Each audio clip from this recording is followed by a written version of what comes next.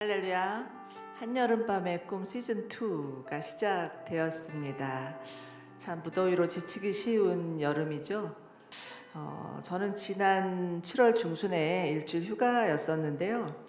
그때 휴가 중에 지대근 목사님께서 문자를 주셨어요. 이번 8월에는 한여름밤의 꿈 시즌2가 시작되는데 목사님들께서 돌아가면서 설교를 해야 된다고 본문과 제목을 보내달라고 하는 거예요. 그래서 제가 그 문자를 받고 나서 바로 오늘 본문과 제목을 보내드렸습니다. 그랬더니 지목사님이 엄청 빠르시네요. 이렇게 문자가 왔어요. 근데 사실은 저는 그 설교 준비하려면 본문도 정하고 제목도 정하려면 굉장히 시간 오래 걸리는 편이거든요. 그래서 많이 기도하고 많이 고민하고 정하는데 그때는 마침 같이 여행을 간 친구들하고 꿈 이야기를 하고 있던 차였습니다. 한 친구가 이제 나이가 드니까 정말 할 수 있는 게 아무것도 없는 것 같다고, 젊었을 때는 정말 의욕적이었는데 이제는 그 어떤 꿈도 꿀 수 없다고 얘기를 하니까 그 옆에 있는 친구도 똑같이 나도 그렇다고 이제는 꿈을 이뤘노라고 이런 이야기를 하는 거예요. 한창 이야기를 나누고 있는 차에 지목사님께서 문자를 주셨어요. 그리고 나서 제가 잠시 기도했는데 이 본문을 하나님이 딱 주시더라고요. 그런데 여러분, 정말 제 친구들 뿐이겠습니까? 지금 여기저기서 꿈이 무너지는 소리가 들리는 것 같습니다. 한창 유행했던 신조어들이 있죠? 청년들 사이에서 3포 세대다, 5포 세대다, 7포 세대다, 지금은 N포 세대라고 하더라고요. 연애, 결혼, 출산, 내 집 마련, 인간관계, 꿈과 희망, 더 나아가서 여러 가지 많은 것들을 포기해야 되는 세대라고 말하면서 N포 시대라고 말하는 것을 들으면서 너무나 안타깝습니다. 더군다나 정말 장기화되고 있는 이 코로나 팬데믹은 너나 나나 할 것 없이 이 지구촌에 사는 수많은 사람들의 꿈이 무너지는 것 같습니다. 저희 큰아들은 지금 호주 시드니에 살고 있는데요. 한 2주 전부터 언제까지 될지가 모르지만 어떤 큰 지역 하나를 폐쇄하면서 그 동네에 사는 사람들은 아무것도 하지 말라, 이렇게 폐쇄 명령이 떨어졌어요. 그러고 나니까 저희 아들이 모든 게 다 스탑돼서 아무것도 할 수 없는 상황이 되었더라는 거예요. 작년에 비즈니스를 시작했어요. 그래서 이제 나름 꿈을 가지고 시작을 했는데 자신의 꿈이 무너지는 것 같다고, 어떻게 해야 될지 모르겠다고 한 걱정을 하더라고요. 그런데 여러분, 실은 이처럼 인간의 좌절된 꿈 이야기는 오늘 내일의 이야기가 아닙니다. 하나님을 떠난 인간 세상에서 수도 없이 일어나고 반복되고 있는 거죠. 오늘 본문도 자신의 꿈을 잃어버린 한 사람의 이야기로 시작되는데 그 이름이 바로 야곱입니다. 10절을 한번 보십시오. 10절을 보시면 그는 지금 브엘세바에서 하란을 향해 가고 있습니다 라고 시작합니다. 좀 사진을 먼저 보여주실까요? 네, 지도를 보시면 브엘세바 어디 있습니까? 이스라엘의 최남단이죠. 하란은 그 브엘세바에서 계속해서 북쪽으로 올라가서 그 꼭대기에 있는 곳이 하란입니다. 이스라엘의 영토를 말하면 단에서 브엘세바까지 이렇게 얘기를 하죠. 우리나라로 말한다 치면 할라에서 백두까지 이렇게 길게 되어 있는 이스라엘의 지형인데, 지금 이 야곱이 브엘세바에서 하란까지 도주를 하고 있는 중이었습니다. 하란은 지금으로 말하면 터키 동쪽에 있는 도시인데 브엘세바에서 하란까지는 거의 한 900km 정도, 한 달 정도 도보로 가면 걸려야 되는 거리인데, 이것을 가기 위해서는 광야를 지나야 했고 아주 험난한 산악지대를 지나야 했고 아주 힘든 루트였습니다. 그런데 이처럼 야곱이 이렇게 멀고 험한 거리를 가게 된 데에는 야곱의 꿈 때문이었죠. 사실 그는 어린 시절부터 꿈이 많았던 것 같아요. 아주 꿈이 컸던 것 같아요. 어린아이가 꿈이 많다는 것은 좋은 일이지만 야곱의 꿈에는 문제가 좀 있었습니다. 동생으로 태어났는데 형의 장자권과 축복권을 모두 다 가지고 싶었던 거죠. 야곱의 머릿속에는 온통 어떻게 하면 형이 누리는 것을 모두 다 빼앗을 수 있을까라는 생각뿐이었던 것 같아요. 그런데 어느 날 형의 장자권을 빼앗을 수 있는 절호의 찬스가 오죠. 그것이 우리가 다 아는 팥죽 사건입니다. 야곱은 형의 약점, 형의 캐릭터를 너무나 잘 알고 있었고 그것을 이용해서 형으로부터 장자권을 얻는 데 성공을 하죠.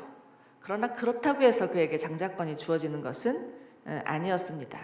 중요한 건 아버지 이삭으로부터 인정을 받아야 하는데 이삭은 꿈쩍도 하지 않는 거예요. 이번엔 어머니와 합세를 해서 공작을 꾸며서 아버지 이삭을 속이고 축복권을 받아내려고 합니다. 어느 날 이삭이 이제 자신의 그 연수가 얼마 남지 않은 것을 느끼고는 큰아들 에서를 불러서 그에게 축복을 하려 하죠. 그래서 그런데 이것을 눈치챈 리브가가 야곱을 불러놓고는 대신 아버지에 가서 축복을 받으라고 공작을 꾸밉니다. 이 모자가 그 꾸민 공작은 과히 당대 그 중동 최대의 사기 사건이라고도 할 수가 있어요. 요즘으로 말하면 실시간 검색 순위 1위라고 할 수 있죠.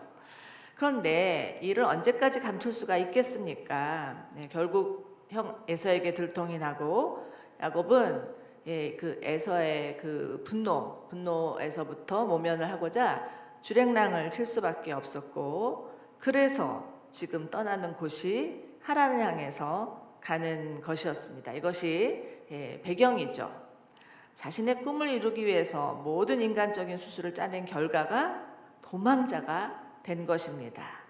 자, 그런데 사실은 이 꿈은 야곱이 어머니 뱃속에 있을 때부터 하나님이 주신 꿈이었어요. 창세기 25장 23절 한번 보실까요? 두 나라가 내 태안에 있다. 내 태안에서 두 민족이 갈라질 것이다.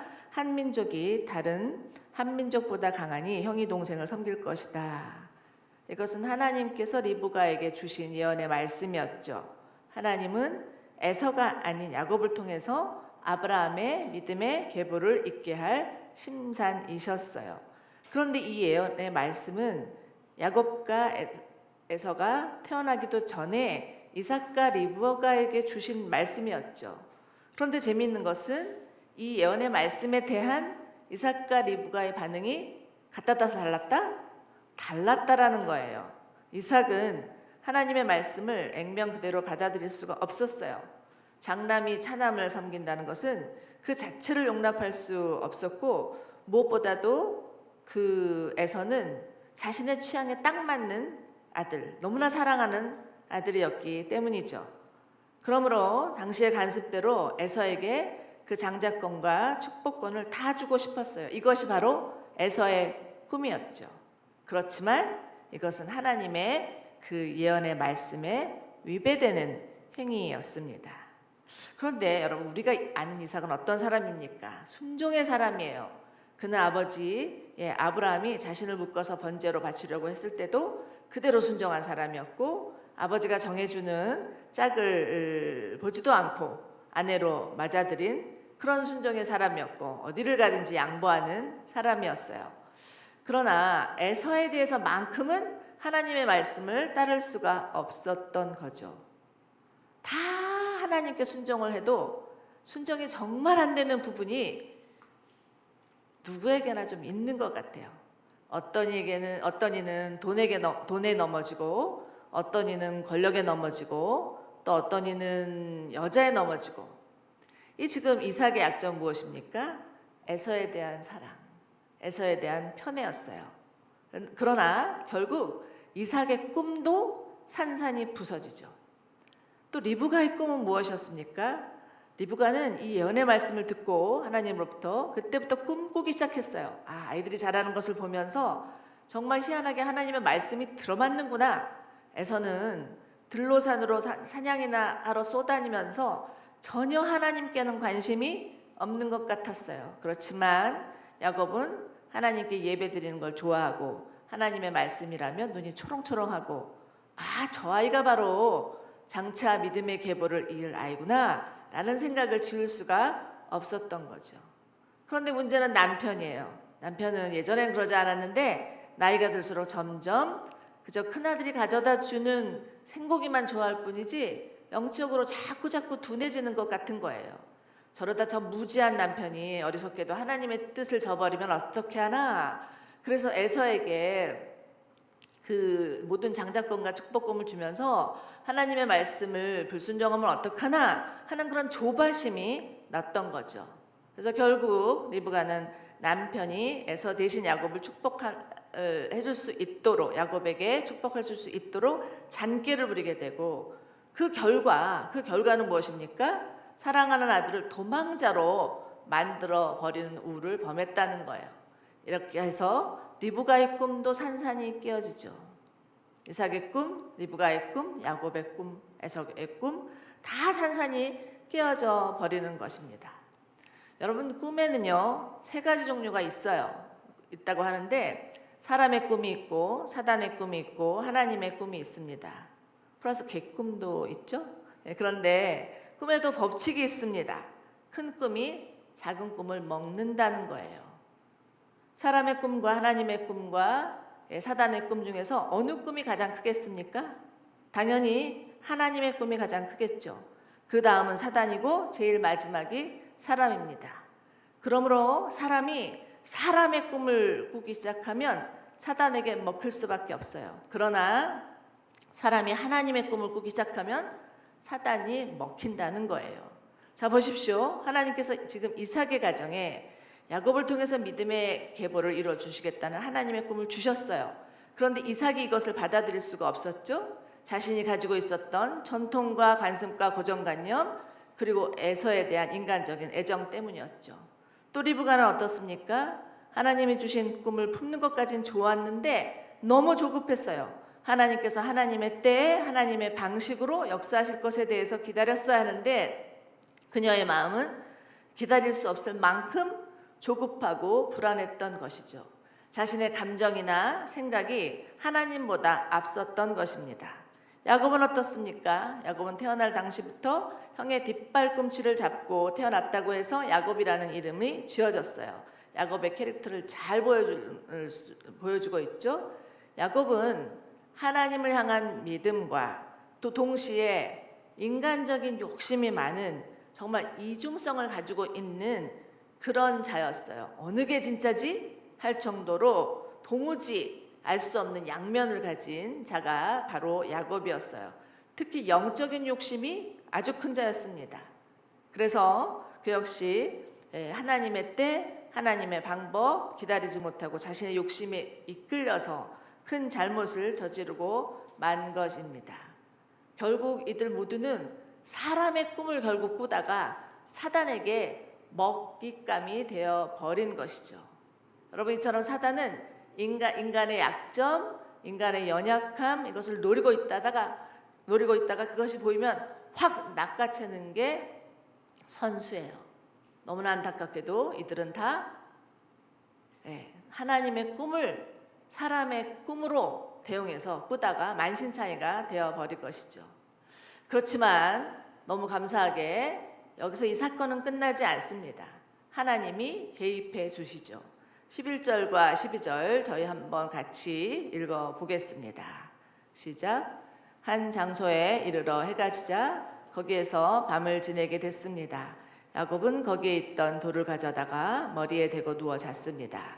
그가 꿈에 보니 사닥다리 하나가 땅에 서 있는데 그 꼭대기가 하늘까지 닿았습니다. 그리고 하나님의 천사가 그 위에 오르락 내리락 하고 있었습니다. 여러분 야곱은 나름 귀공자였어요. 엄마 치마폭에서 아주 귀하게 자란 아들이었습니다.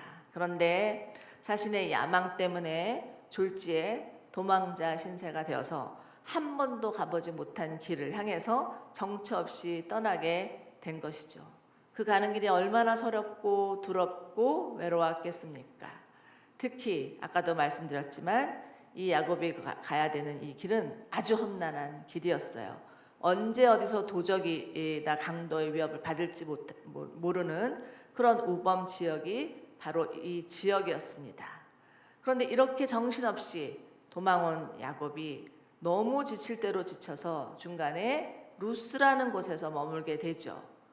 여러 날을 갔던 것 같아요. 여러 날을 가다가 도저히 갈 수가 없어서 그곳에서 노상에서 돌을 하나 가져다가 돌베개를 하고 잠이 듭니다.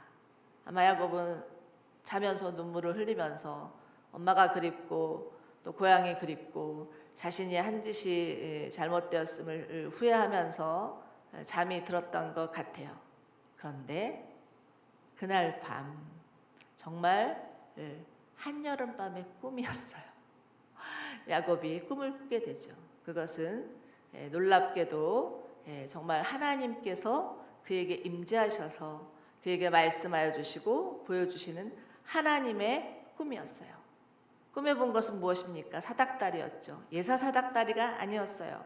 그것은 하늘의 천사가 오르락 내리락 거리는 하늘의 길을 닫는 사닥다리였고 그는 마침내 하나님의 음성을 듣게 됩니다. 13절과 15절 한번 보시겠습니다. 제가 읽겠습니다.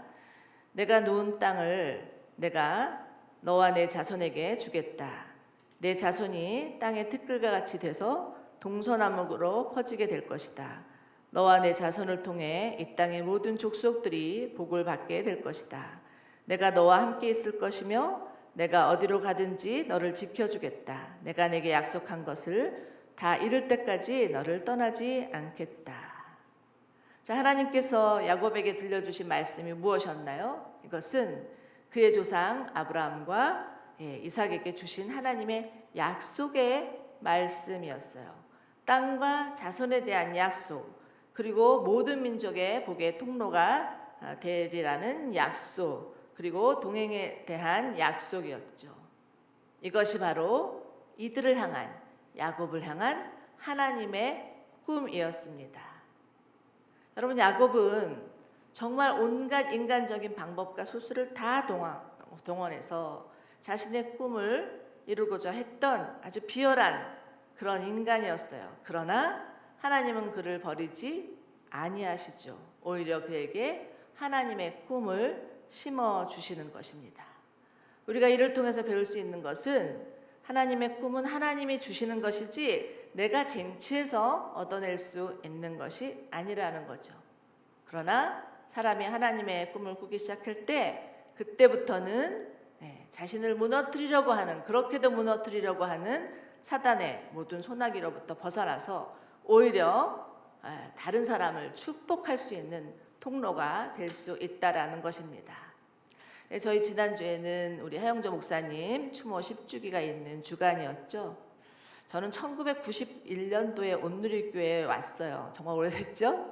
근데 정말이지 그때는 제 인생에서 가장 비참한 그런 시기였습니다. 부지불식간에 남편 돌아가시고 어린 새 아들 데리고서 혼자 이제 그 아이들을 키우면서 온 교회가 바로 온누리 교회였어요. 정말 남편과 함께 나름대로 꿈을 꾸었습니다.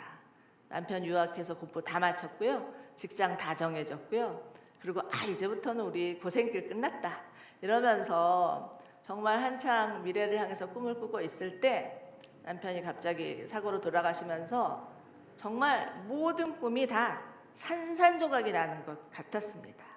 그 어떤 꿈도 꿀 수 없는 상황에서 하나님의 온누리교회를 오시게 하신 거예요. 그런데 한 목사님이 늘 강단에서 꿈 이야기를 그렇게도 많이 하시는 거예요. 목사님이 그리는 교회에 대한 꿈, 선교에 대한 꿈, 하나님 나라에 대한 꿈, 이 꿈 이야기를 귀가 닳도록 듣게 되었어요. 그런데 참 희한한 것은 목사님 말씀을 들으면 들을수록 저도 자꾸 가슴이 뛰면서 교회에 대해서, 선교에 대해서, 하나님 나라에 대해서 꿈을 꾸고 있는 거예요. 그래서 어느 날은 제가 내가 도대체 제정신인가, 내가 지금 어떤 처지인데, 내가 무슨 교회, 내가 무슨 선교, 내가 무슨 하나님 나라, 난 지금 애들 데리고 먹고 사는 것도 급급해서 어떻게 하루를 살아야 될지 모르겠는 상황에 있는데 이건 내가 제정신이 아니다 하면서 내 머리를 막 치면서 그렇게 지냈던 적이 있습니다. 그런데 희한하게도 하나님이 꿈이 제 마음에 들어오니까 그걸 막을 길이 없는 거예요. 그러면서 그때 깨달았어요. 정말 하나님께서 꿈을 주시면 그 어떤 처지, 어떤 상황이 있다 할지라도 넘을 수 있다라는 것을요. 그리고 그 모든 상황과 처지를 뛰어넘어서 하나님의 꿈이, 하나님의 비전이 된다라는 것을 깨달았습니다. 사랑하는 여러분, 여러분의 꿈은 무엇인가요? 지금 그 꿈이 혹시나 좌절되어서 지금의 삶이 무기력하고 의미 없다고 여겨지지는 않습니까? 그런데 사람의 꿈은 좌절될 수밖에 없어요. 좌절되어야 해요. 왜냐하면 그 사람의 꿈에는 나의 욕심, 나의 생각, 나의 정말 정욕들이 들어가 있기 때문에 사단이 계속해서 이를 틈타서 방해하기 때문이라는 거죠. 그러나 잊지 말아야 될 것은 사람이 하나님의 꿈을 꾸기 시작하면 사단이 우리를 찔러볼 수는 있지만 무너뜨릴 수는 없다라는 것입니다. 하나님은 하나님의 꿈을 꾸는 자들을 통해서 하나님 나라를 이루어갈 것을 믿으시기 바랍니다. 그렇기 때문에 난 지금 하나님의 꿈을 꿀 수 없어. 내 꼬라지 좀 봐. 내 처지가 뭔데? 이렇게 말하지 마세요. 예수님을 믿는 사람이라면 누구나 하나님의 꿈을 꾸는 자임을 믿으시기 바랍니다. 자, 이제 야곱은요, 잠에서 깨어난 후에 이런 고백을 합니다. 16절인데요. 참으로 이곳이 여호와께서 계신 곳인데 내가 몰랐구나. 이곳이 바로 하나님의 집이며 이곳이 하늘의 문이구나 라고 고백을 합니다. 그리고 그 다음날 그는 베개를 가져다가 돌을 얹어서 기둥을 세우고 그의 기름을 붓고 베델이라고 부르죠. 베델은 무슨 뜻입니까? 하나님의 집이라는 것입니다. 여러분, 지금 이 베델은요, 야곱의 인생 가운데 터닝 포인트가 됩니다. 그는 그동안은 정말 하나님 믿는 가정에서 잘 자란 그런 아들이었어요. 늘 집에서 아브라함 할아버지를 통해서, 이삭 아버지를 통해서 하나님께서 그 가정 가운데 행하신 일, 그들 가운데 행하신 일을 듣고 자랐습니다. 그렇지만 개인적인 하나님 체험은 없었던 것 같아요. 그런데 이 지금 베델에서의 체험은 너무나 신비롭고 개인적이고 인격적인 하나님 체험이었어요. 그동안은 자기 인생의 주인이 자기라고 생각하면서 하나님은 그저 자신의 소원을 들어주는 분 정도로 생각하였다가 정말 내 인생의 주인이 하나님이시구나. 하나님께서 내 인생을 주도하시고 내 인생을 이끌고 가시는구나 라는 것을 비로소 깨달았던 것이 이 베델의 사건이죠. 여러분 가운데 이 베델의 사건이 있으십니까? 네. 우리가 예수 믿는 사람이라면 이 베델의 사건이 있어야 돼요. 중심 이동이 돼야 돼요. 중심이 나에게서 하나님께로 이동되어야 한다라는 것입니다. 자, 이제 야곱은 자신의 삶의 주도권을 하나님께 이양해 드리죠. 그리고 헌신의 고백을 드립니다. 그리고 20절, 22절을 보시면 이렇게 고백하죠. 그러나 하나님께서 함께 하셔서 제가 가는 이 여정을 지켜주시고 먹이시고 입히시고 무사히 하나님 집으로 돌아가게 해주신다면 여호와께서 제 하나님이 되실 것이고 이 돌은 하나님의 집이 될 것입니다. 하나님께서 제게 주신 모든 것의 10분의 1을 하나님께 드리겠습니다. 이렇게 자신의 마음을 드리고 자신의 삶을 드리는 헌신의 고백을 하게 됩니다.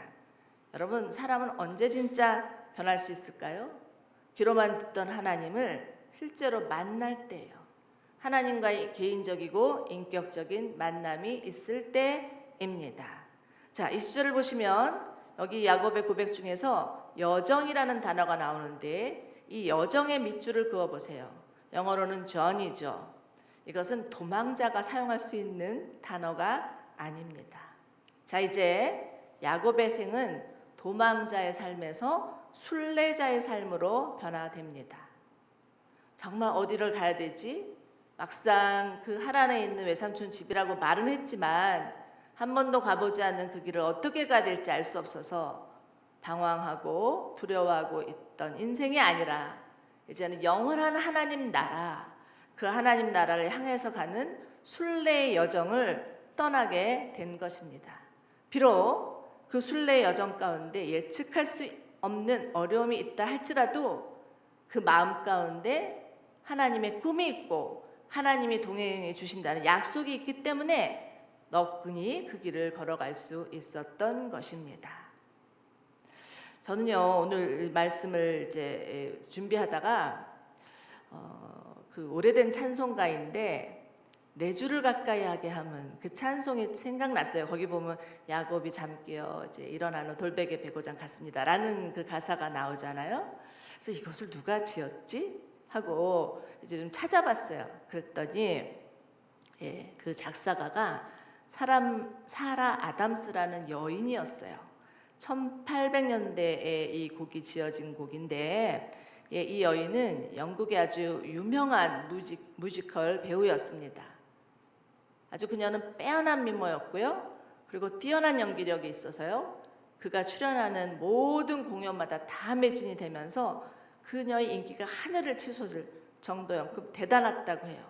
그런데 어느 날 공연 중에 쓰러지게 되는데 병명은 폐결핵이었어요. 그 당시는 폐결핵은 지금의 암처럼 그렇게 무서운 병이었죠. 나이는 겨우 32살밖에 안 되었는데 그녀에게 이 폐결핵은 아주 치명적인 그런 병이었습니다. 결국은 연기를 그만둘 수밖에 없었고 좌절과 절망 가운데 있는데 윌리엄 폭스라는 목사님을 만나게 돼요.